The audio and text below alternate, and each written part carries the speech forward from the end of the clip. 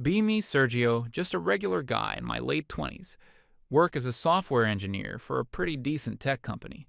Not FANG level, but they pay well and the work is interesting. My department is the core of the company's main product. We're the guys who build and maintain the engine that makes all the money. For years, it was a finely tuned machine. The team was about a dozen guys, a real meritocracy. If you were good, you were respected. If you were a slacker, you didn't last long. Our boss was this old-timer who had been a coder since the days of punch cards. He only cared about one thing: clean code that shipped on time. He left us alone. We delivered. Everyone was happy. Our team had some real characters. There was Dean, the grizzled veteran, almost 60, been with the company forever. The guy was a living legend. He knew the system so well he could probably rewrite it from memory on a whiteboard. If there was a bug no one could solve, you went to Dean. He'd stare at the screen for 5 minutes, not saying a word, then point to a single line of code and say, "There, that's your problem." And he was always right. He didn't say much, but you listened when he did. Then there was Lucas. He was our unofficial team lead, charismatic, super smart, and one of the best architects I've ever met. He was the guy who could see the big picture. He knew how all the different parts of the system connected. He was also the one who shielded us from most of the corporate nonsense from other departments. He handled the politics so we could focus on coding. Everyone looked up to Lucas. He was the kind of guy you'd follow into a fire. We also had Hunter, the youngest on the team. Kid was sharp, a fast learner, and eager to prove himself. He had a ton of energy and was always experimenting with new tech. Dean and Lucas kind of took him under their wing, mentoring him. The rest of us were just solid, competent engineers. We all had our specializations, and we trusted each other completely. Our communication was efficient. No long meetings. We'd have a 10-minute stand-up in the morning. What did you do yesterday? What are you doing today? Any roadblocks? That's it. Problems were solved by walking over to someone's desk and talking for 5 minutes. We had a running group chat that was mostly technical questions, shared articles, and a healthy dose of dark humor and memes. It worked. We consistently hit our targets. Our product was stable, and we were known as the most reliable department in the company. We were a brotherhood, in a way. We worked hard together, and sometimes we'd go for beers after a big release. No drama, just results. This perfect setup lasted for years. Then, one day, we get an email. Our old boss was retiring. We were all a bit sad to see him go, but we figured they'd just promote Lucas or another senior guy. Made sense. We were wrong.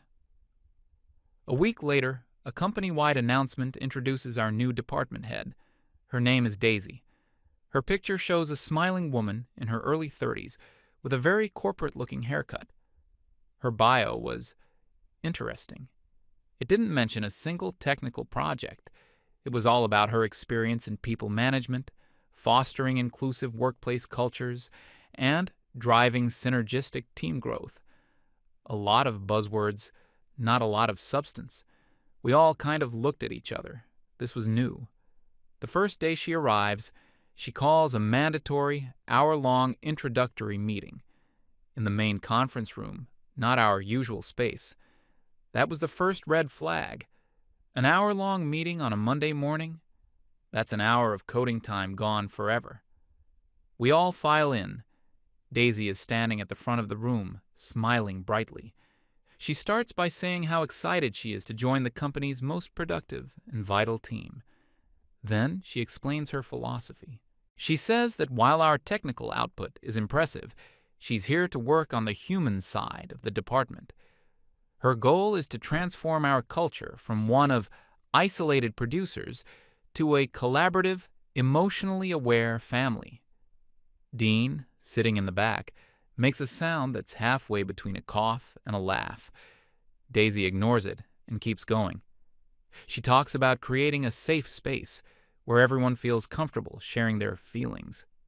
She says she wants to break down the barriers of traditional masculinity that she feels can stifle creativity and emotional expression in tech environments.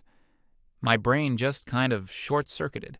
We're here to write code that powers a multi-million-dollar product, and she's talking about our feelings and masculinity. It felt like we were in a different universe. She ends the meeting by announcing her first official change. The daily 10-minute stand-up meetings are canceled. Instead, we will now have a 1-hour weekly emotional check-in every Monday morning. Attendance is mandatory. The purpose, she explains, is not to talk about work, but to go around the room and share how we're feeling, both personally and professionally. You could have heard a pin drop. Lucas, ever the diplomat, raises his hand. He tries to explain that the daily stand-ups are critical for our workflow, for keeping everyone in sync on a fast-moving project. Daisy just smiles and says, "Don't worry, Lucas. We'll find new, more emotionally resonant ways to sync up. This is about building trust on a deeper level." We leave the meeting in a state of confused silence. The first emotional check-in was as bad as you can imagine. It was painfully awkward. Daisy starts, sharing a long story about how a sad movie she watched over the weekend made her feel vulnerable but also connected to the human experience. Then she looks at the first guy in the circle. "Your turn." A dozen engineers, used to talking about code, are now being forced to talk about their feelings to their new boss. Most guys just mumbled something like, "I'm fine, a bit tired, ready to work." When it was Dean's turn, he just said, "My feeling is that we're wasting an hour of peak productivity time." Daisy's smile tightened just a little. She told him that was a valid feeling of anxiety, stemming from a results-oriented mindset, and that the group was a safe space to explore that. Dean just stared at her blankly. This became our new reality. Every Monday morning, an hour of cringeworthy, forced emotional exhibitionism. Productivity immediately took a hit. That lost hour on Monday had a ripple effect through the whole week. But it didn't stop there. A few weeks later, Daisy introduces her next great idea: mandatory workshops. The first one was on unconscious bias. We had to spend an entire afternoon in a conference room with a consultant who told us how our subconscious minds were filled with problematic assumptions. We did role-playing exercises. It was humiliating. I had to pretend to be a coworker I had unconsciously offended by asking a direct question about a project timeline. The next workshop was on nonviolent communication. We were told that using words like actually, but, or no in a discussion could be perceived as linguistic aggression. We were given a list of approved phrases to use instead. Instead of saying, "No, that approach won't work because of X," we were supposed to say, "I hear your perspective, and I'm feeling a sense of concern about its potential impact on X. I wonder if we could explore other feelings about this." Trying to debug a critical server outage using this language was a nightmare. What used to be a 30-second conversation turned into a 10-minute verbal dance. Daisy started sitting in on our technical meetings. She wouldn't contribute anything about the actual work, of course. She didn't have the background for it. Instead, she would interrupt to comment on the dynamics of the conversation. She'd stop a technical debate between two senior engineers to say things like, "Dean, I'm sensing a lot of aggressive energy from your tone. Can you rephrase that from a place of 'I feel' instead of 'you are'?" Dean would just look at her, then at the whiteboard, full of diagrams, and you could see the will to live draining from his eyes. The team's informal communication culture was destroyed. Our group chat, once a lively hub of activity, went silent. No one wanted to risk posting a meme that could be misinterpreted as problematic.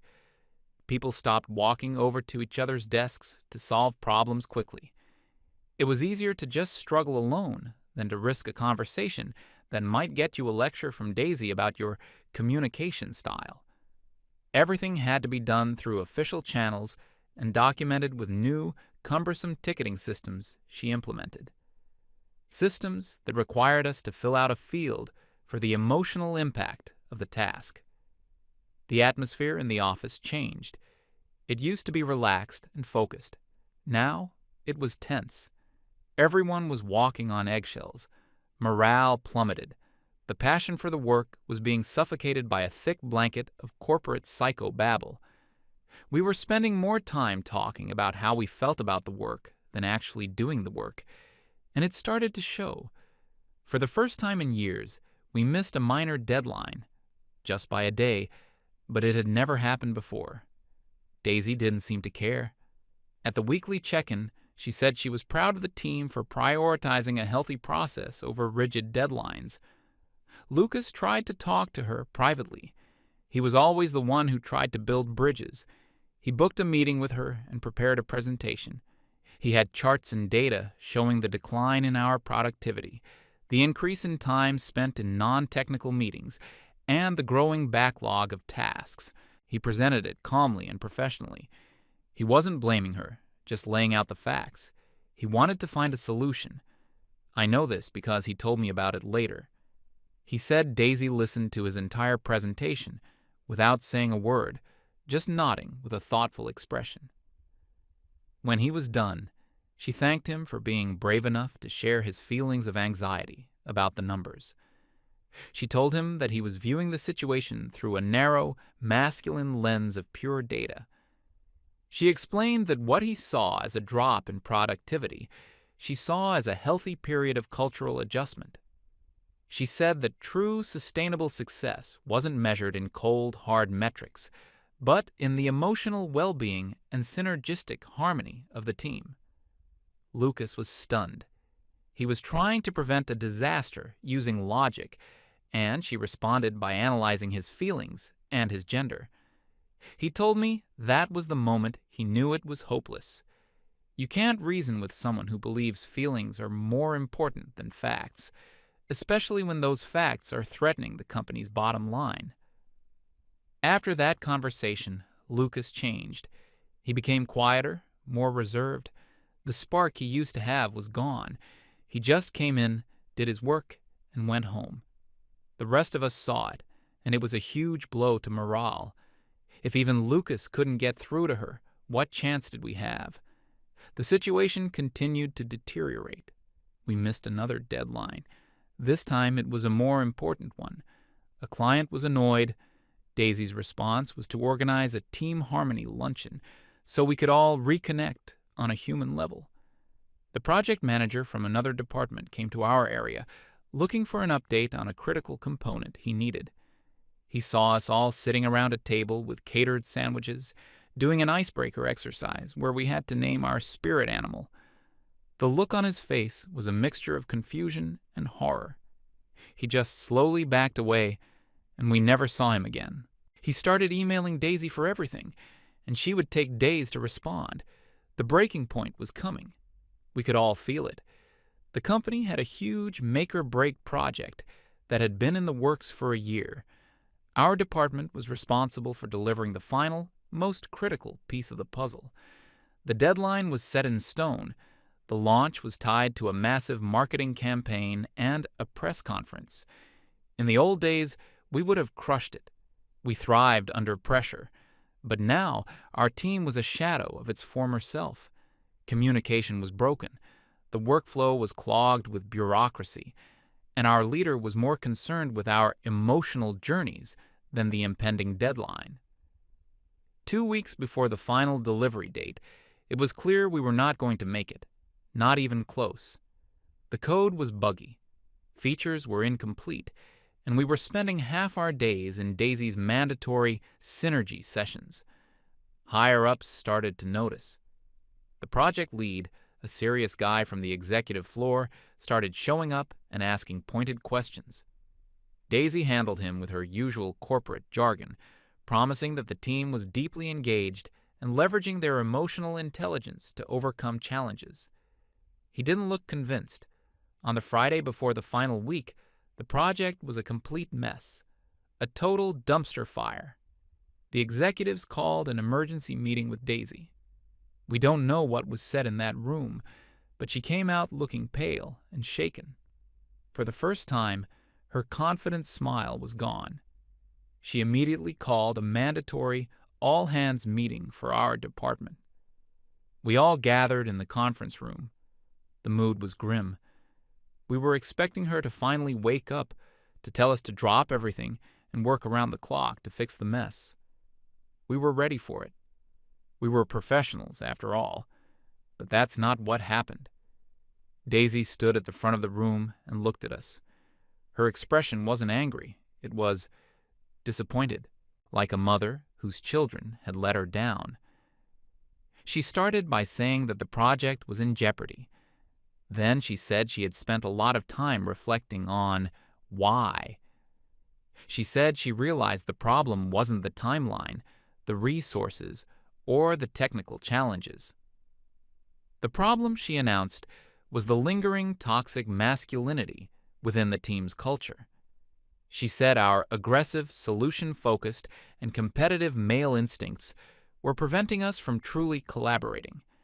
She claimed that our reliance on cold logic instead of shared feelings created a culture of fear where creativity couldn't flourish. We were all just staring at her, speechless. She was blaming us, our very nature as men, for the failure that her own policies had caused. Then she delivered the final blow, the line that none of us would ever forget. She looked at us, a group of men who had built and maintained the company's crown jewel for years, and said with total seriousness, "If we are going to save this project, and indeed this department, there needs to be a fundamental change. From this moment on, I need all of you to be less like men and more like women. I need you to be more feminine in your approach, more nurturing, more intuitive, more collaborative, less focus on individual achievement, and more focus on group harmony." She said it. She actually said it. The room was completely silent. It wasn't an angry silence. It was a cold, dead silence. In that moment, something broke for every single one of us. It was the ultimate insult, not just to us as professionals, but to us as people. She had taken our competence, our dedication, our entire way of working that had been so successful, and branded it as toxic and flawed. And her solution was for us to change who we were. We didn't argue. We didn't yell. We didn't say a single word. We just looked at her. Then we started looking at each other. In that shared glance, a silent agreement was made. The meeting ended. She asked if there were any questions. No one spoke. We all just got up and walked out of the room, back to our desks. The silence was so heavy you could have built a server rack on it. It was over. The team was done. And I think, deep down, we all knew it. That evening, my phone buzzed. It was a group text from Lucas. "Bar down the street, 8 p.m., everyone." No one needed to ask why. We all knew. When I got there, the whole team was already gathered in a corner booth. Dean, Lucas, Hunter, and the other 4 guys. The mood wasn't angry or loud. It was somber, resigned. Lucas bought the first round. For a few minutes, we just sat there, nursing our beers in silence. It was Dean who finally broke it.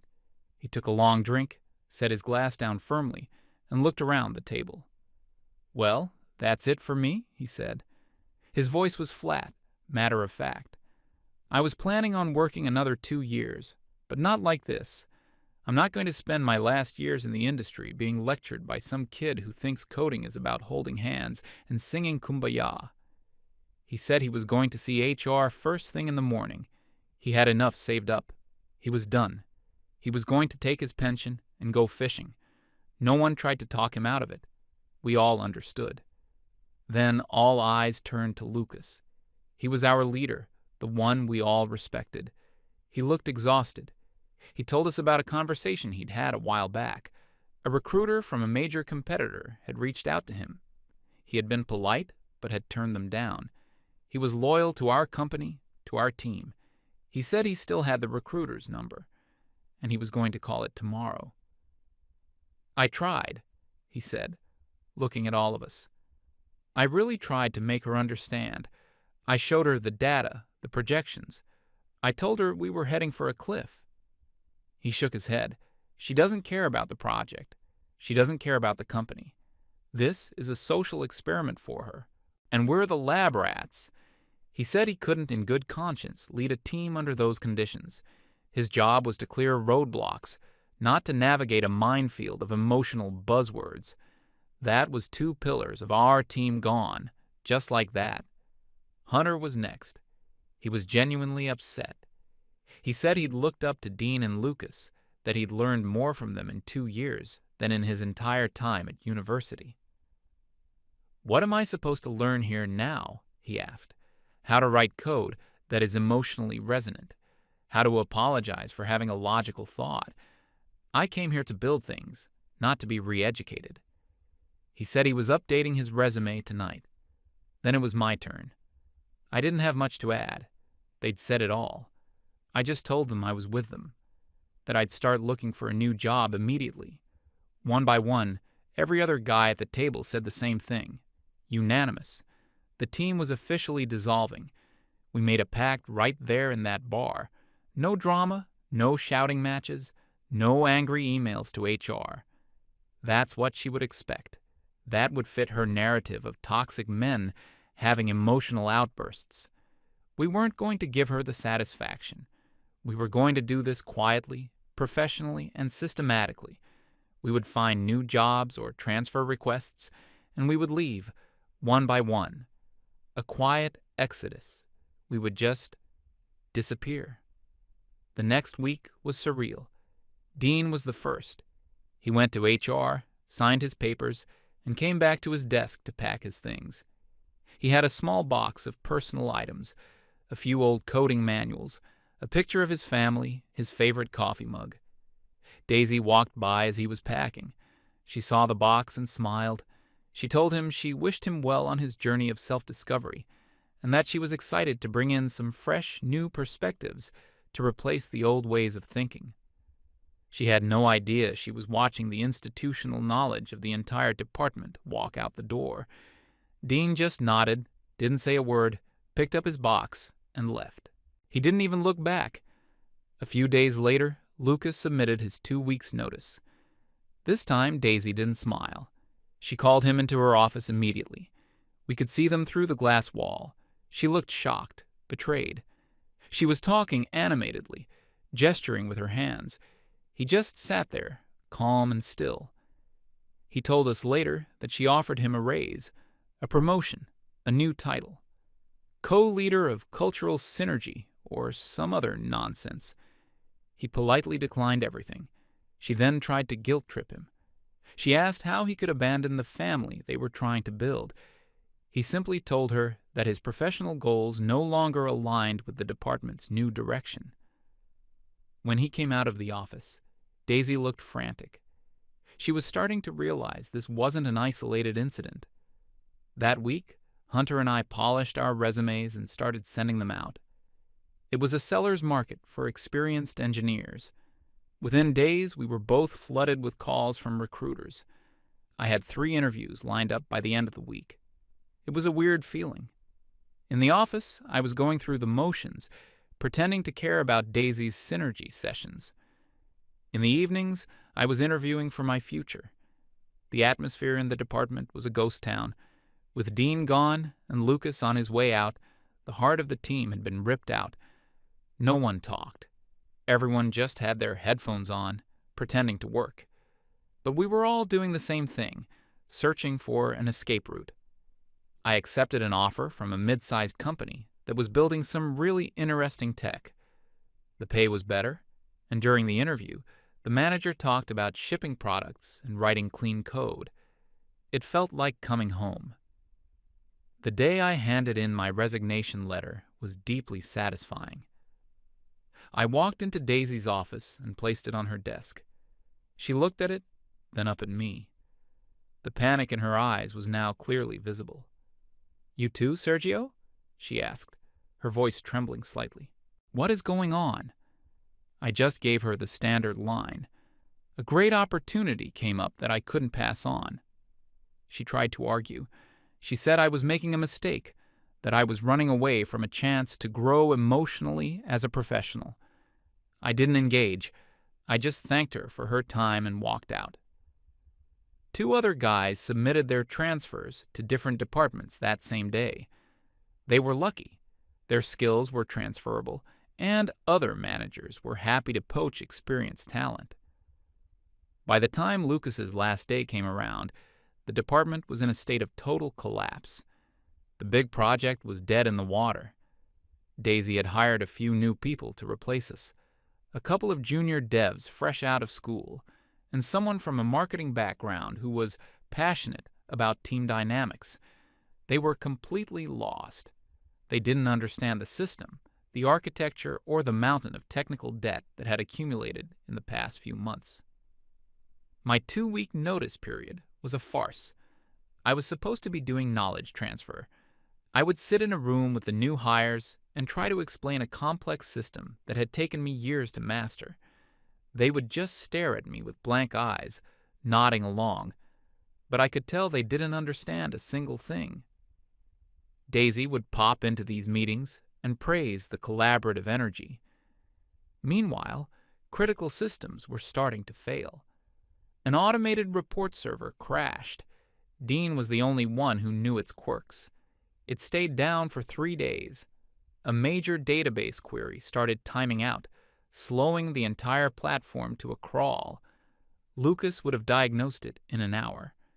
The new team spent a week just trying to figure out which database it was.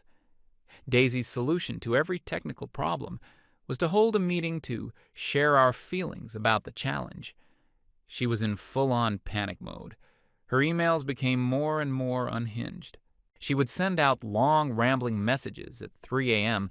about the importance of believing in the process and manifesting success through positive affirmation. She started micromanaging the few people left, standing over their shoulders and asking if their code was inclusive. The executives were furious. The launch date for the big project came and went. The company had to issue a humiliating press release announcing an indefinite delay. Millions of dollars in marketing spend went down the drain. The Monday after my last day, I got a text from a friend in another department. All hell is breaking loose up here. The CEO just walked into Daisy's department. He does not look happy. Later that day, I got the full story. The CEO, along with the head of engineering and an HR executive, had descended on the department.